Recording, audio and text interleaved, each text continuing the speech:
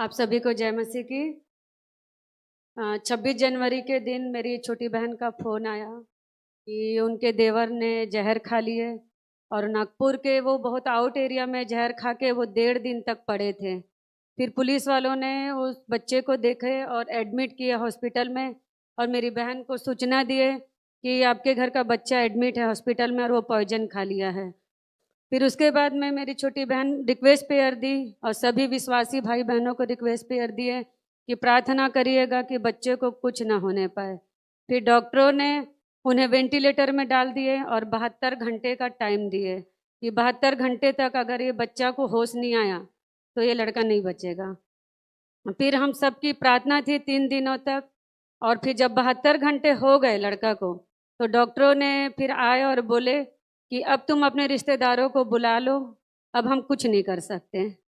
अब ये जब ऐसा फ़ोन आया हम लोग को कि तुम आ जाओ आखिरी बार देखने, तो उस वक्त तो फिर हम लोग बस प्रभु से आखिरी प्रार्थना थी, प्रभु हम जानते हैं कि तू मुर्दों में भी जान डालने की ताकत रखता है, तू जीवित परमेश्वर है और तू हमको लज्जित नहीं होने देगा। प्रभु मेरी बहन अकेली विश्वासी है उस घर में, और उस घर में सब अविश्वासी है और सब विरोध करते और मेरी बहन को चर्च जाने नहीं देते। तो बस मेरी तो यही प्रार्थना थी, प्रभु मेरी बहन को उस घर में लज्जित होने मत देना। मेरी बहन हमेशा आपकी गवाही देती है उस घर में, हमेशा बोलती है कि हमारा परमेश्वर मुर्दों में जान डालता है। मेरी बहन को लज्जित मत होने देना, उसकी विश्वास की इज्जत करना प्रभु, हम जानते हैं। फिर मेरी बहन बताई कि जब डॉक्टरों ने ऐसा जवाब दे दिए तो मम्मी पापा सब बाहर रोने बैठे, आईसीयू के बाहर रोने बैठे कि हमारा लड़का तो अब चले गया। पर मेरी बहन नहीं रोई, वो आईसीयू के अंदर में गई और हाथ रखी, उस मुर्दे शरीर में हाथ रखी और हाथ रख के प्रार्थना की।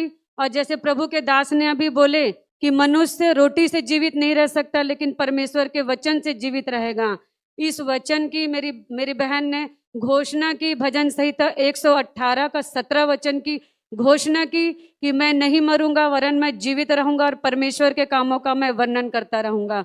मेरी बहन ने अन्य अन्य भाषा में प्रार्थना करके उस मुर्दे शरीर में हाथ रख के प्रार्थना की आईसीयू के अंदर में, और बाहर निकल के वो देख रही है कि सभी परिवार रो रहे लेकिन मेरी बहन नहीं रोई।